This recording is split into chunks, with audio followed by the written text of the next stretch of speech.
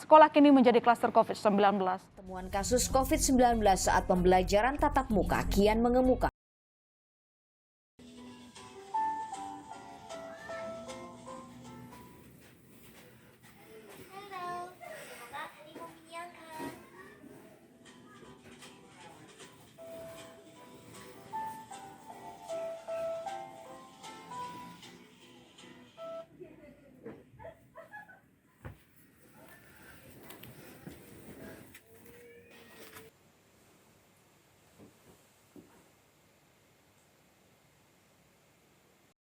Aduh, telat masuk matkul lagi nih.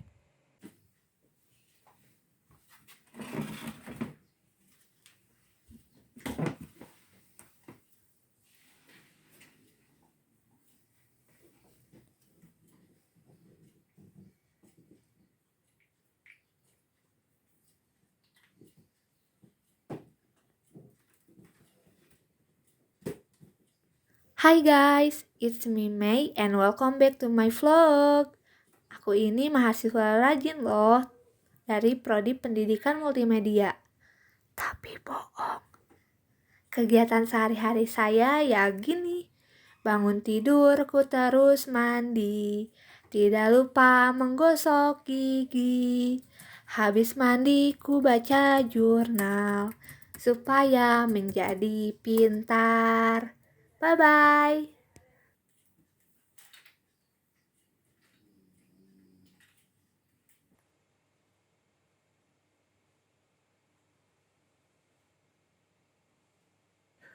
Halo, nama saya Jinur Diman.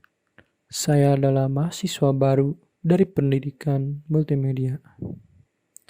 Keseharian saya sangat sibuk, tiap hari kesiangan, dan inilah keseharian saya. Oke, Assalamualaikum warahmatullahi wabarakatuh. Hari ini kita akan mempelajari mengenai sistem pendidikan di Indonesia dan juga konsep student center. Di Indonesia, kebanyakan sistem pendidikan dilaksanakan di dalam kelas dan berfokus kepada catatan materi yang telah disediakan kurikulum, serta tugas yang hampir menjadi agenda rutin dalam proses pembelajarannya. Selain itu, sistem pendidikan di Indonesia masih diwarnai dengan perangkingan hingga menciptakan kompetisi di dalam kelas yang mengakibatkan peserta didik yang memiliki kemampuan biasa saja atau bahkan kurang menguasai materi, kemungkinan ia akan sulit beradaptasi dan sulit mempunyai teman. Serta tugas yang diberikan tidak selalu mampu meningkatkan proses penalaran peserta didik dan malah justru akan membebankan pikirannya sehingga peserta didik tersebut merasa tidak nyaman ketika bersekolah.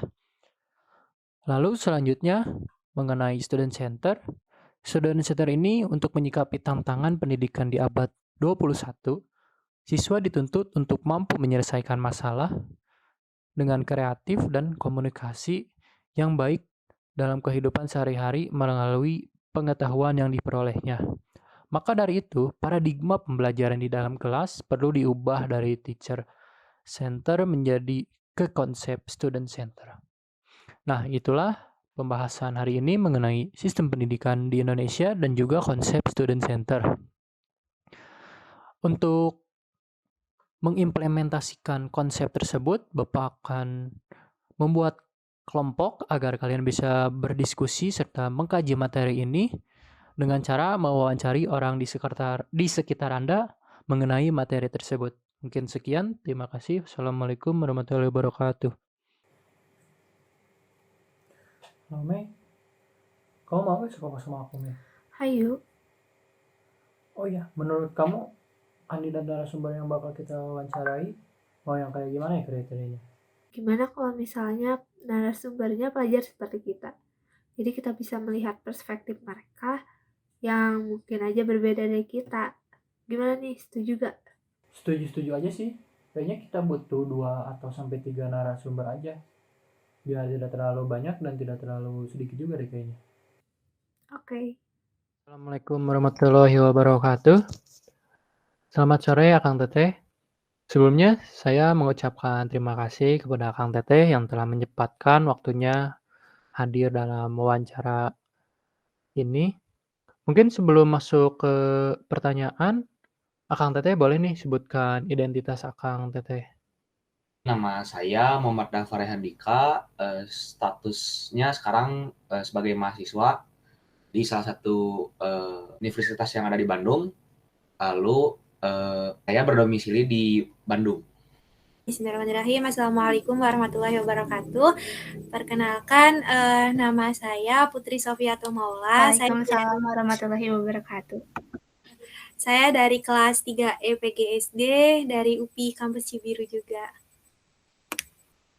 Perkenalkan, nama saya Febriana. Saya mahasiswa dari Unikom. Oke, pertanyaan pertama. Menurut Akang Teteh, bagaimana sih sistem pendidikan di Indonesia itu sendiri? Menurut saya tuh, pengalaman saya ya selama di SMA, sistem pendidikan itu lebih ke arah menyesuaikan perkembangan, kayak mungkin sekarang kan lebih memanfaatkan teknologi. Terus cara belajarnya juga, materinya yang kalau dulu itu kan sempat berubah-ubah ya, kayak dari KTSP ke Kurtilas.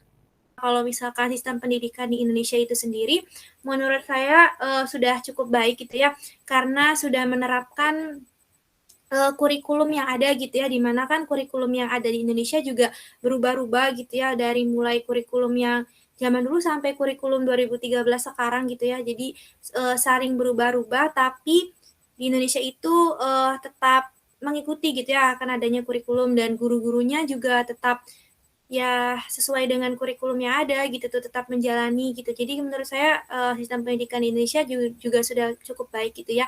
Di samping ya walaupun masih belum merata gitu ya antara yang di yang di desa ataupun yang di perkotaan. Itu sih paling kalau misalkan dari saya. Terima kasih. Menurut saya, sistem pendidikan di Indonesia itu masih kurang.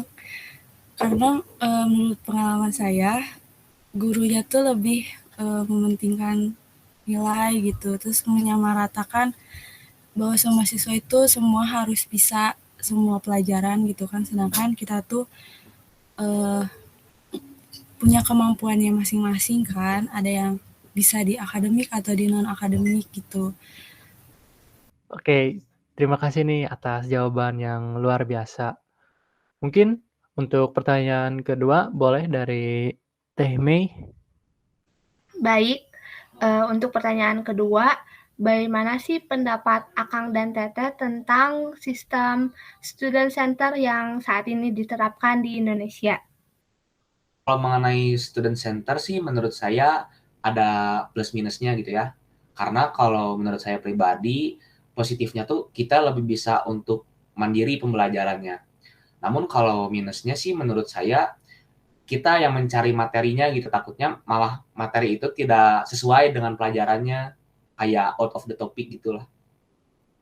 Menurut saya student center itu benar-benar efektif gitu ya, karena dimana kalau dulu kan cuma guru yang mengajar ya, guru yang ceramah dan yang lainnya gitu. Jadi siswa juga masih kayak masuk kuping kanan keluar kuping kiri gitu ya, jadi kayak cuma dengerin aja tanpa mereka tuh aktif gitu ya, entah bertanya dan mengekspresikan apa yang mereka pahami gitu ya. Nah dengan sekarang ada student center gitu ya, jadi siswa itu lebih semangat gitu ya entah belajarnya gitu, karena kan mereka termotivasi gitu ya, jadi lebih semangat aja sih, lebih aktif gitu ya. Udah sih kalau misalkan tentang student center. Kalau tentang student center itu menurut saya sangat bagus ya, karena kan itu tuh sistemnya kayak murid yang nyari tahu sendiri kan tentang materi di sekolah ya kayak gitu. Terus juga kan sekarang zamannya teknologi, gampang banget untuk cari informasi. Tapi kalau misalnya untuk student center ini, kalau bisa muridnya tuh jangan harus ditekanin untuk bisa semua pelajaran gitu. Kalau misalnya belajar sendiri kan pasti lebih semangat kalau sama pelajaran yang kita suka kan. Jadi ya jangan diharuskan untuk semuanya kita bisa gitu. Karena kalau belajar sendiri tuh pasti kemotivasi kalau si pelajarannya itu kita suka gitu. Termasuk kalau misalnya ada yang lebih suka ke non-akademik. Jadi sekolah juga harus lebih mendukung lah gitu. Menurut saya segitu aja. Terima kasih atas jawabannya yang sangat luar biasa. Saya, Meliani, dan rekan saya Haji Nurdiman. mengucapkan banyak terima kasih kepada Akang dan Teteh karena telah menyempatkan waktunya di sela-sela kesibukannya. Mungkin sekian, terima kasih. Selama pandemi COVID ini, banyak hal yang telah dilalui. Mulai dari daring hingga diterapkannya student center yang mungkin sebagian siswanya masih belum terbiasa. Namun, kita harus tetap semangat untuk meraih masa depan yang indah.